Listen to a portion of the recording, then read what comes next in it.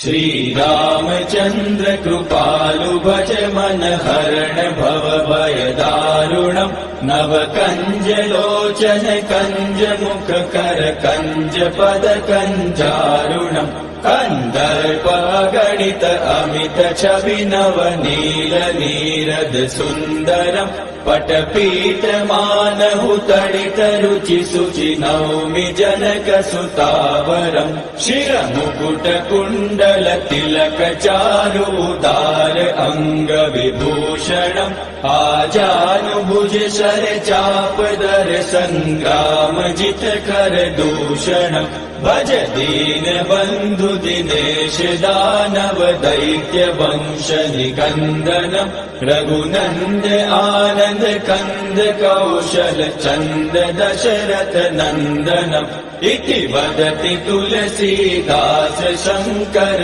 शेष मुनि मनरंजनम् मम हृदय कंज निवास कुरु कामादिकल दल गंजनम् मनुजाहि राचेहु मिलहि सोबरु सहज सुंदर सावरो करुणा निधान सुजान शील स्नेहु जानत रावरो एहि भाति गौरी असीम सुनि सिय सहित ही हर्षि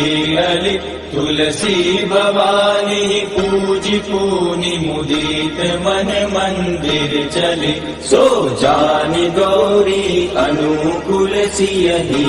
हर्षुन जाय कहीं मंजूल मंगल मूल वाम अंग पहक न लगे श्री रामचंद्र कृपालु भज मन हरण भव भय दारुणम् नव कंज लोचन कंज मुख कर कंज पद कंजारुणम् नव कंज लोचन कंज मुख कर कंज पद कंजारुणम् नव कंज लोचन कंज मुख कर कंज पद कंजारुणम्।